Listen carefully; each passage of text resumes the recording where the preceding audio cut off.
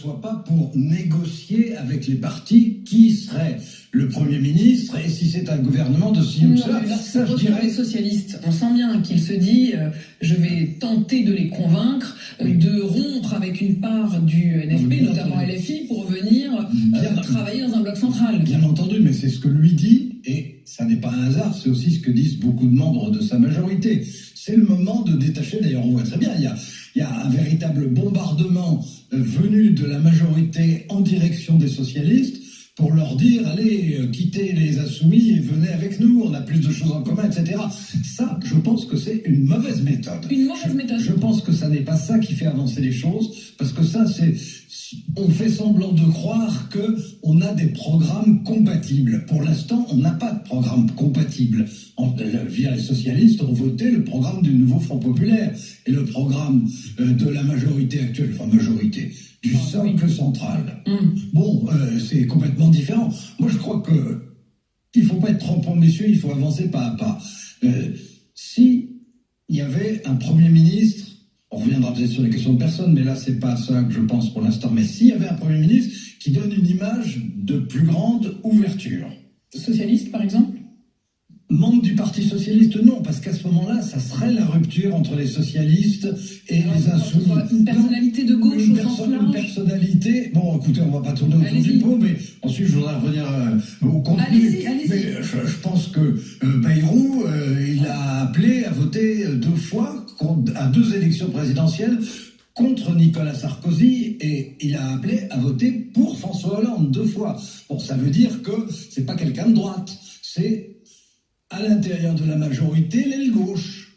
Bon, c'est pas une révolution, hein, mais c'est une inflexion. Et par ailleurs, le même François Bayrou avait donné, pour des raisons démocratiques, disait-il, assez symboliquement, son parrainage à Marine Le Pen, estimant qu'elle devait pouvoir se présenter. Absolument. Pour vous, il est donc une sorte d'homme du compromis par nature. D'abord, je pense que c'est dans la nature du MoDem et des centristes. Mais je pense qu'à l'intérieur de la majorité, il incarne l'aile la plus ouverte. Bon, mais ça, c'est la question de l'homme. Mais il y a la question de la méthode. Je pense que pour que ça marche, il faut bouger, mais il ne faut pas essayer de courir. Il faut marcher, il ne faut pas courir. C'est pas la même chose. Y aller pas à pas. Voilà, et je pense que dans l'immédiat, ce qui pourrait marcher, c'est d'une part de fixer une dizaine de thèmes sur lesquels on a envie d'avancer. Lesquels en priorité ? Dans l'immédiat, par exemple, c'est évident que s'agissant soit des agriculteurs, soit de la construction, ce sont 2 branches qui ont besoin qu'on leur donne des réponses immédiates, par exemple. Mais il y a beaucoup de choses. Les hôpitaux, les retraites, enfin, je peux vous faire une liste. Mais donc, se mettre d'accord sur un certain nombre de thèmes prioritaires et être ouvert à une discussion sur la manière d'y répondre, d'une part. D'autre part, de se dire, dans ces conditions, vous ne nous censurez pas, mais on n'utilise pas le 49.3. Autrement dit, de faire... Donnant. Oui, voilà. Mais nous ne vous forcerons pas la main, mais à l'inverse, vous vous engagez à ne pas nous censurer. Voilà. Et c'est, au fond, imaginer une règle du jeu différente de la tradition de la Ve République, dans laquelle le cœur de la décision deviendrait l'Assemblée nationale, c'est-à-dire une parlementarisation. Elle-même, tout en gardant le cadre de la Ve République, sont-elles adaptées à cette méthode ? Alors, les institutions ne sont pas faites pour ça. La logique est une logique présidentielle, mais le fonctionnement d'une Assemblée nationale peut tout à fait mener à ça.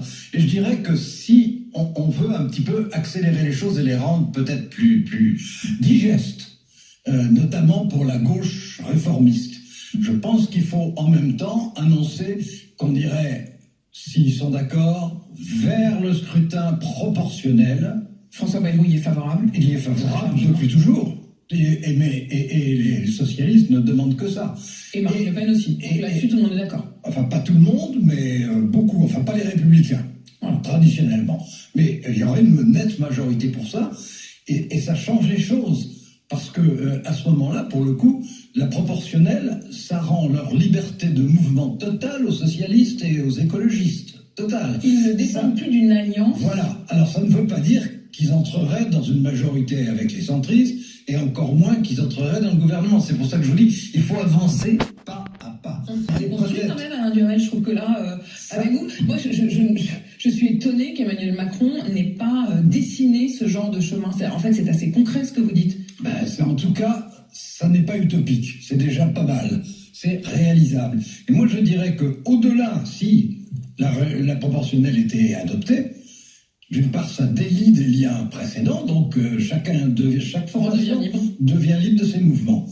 Et au-delà, moi j'aimerais, alors ça je reconnais que c'est une réforme constitutionnelle, mais enfin, elle peut très facilement s'adopter par congrès, donc rapidement.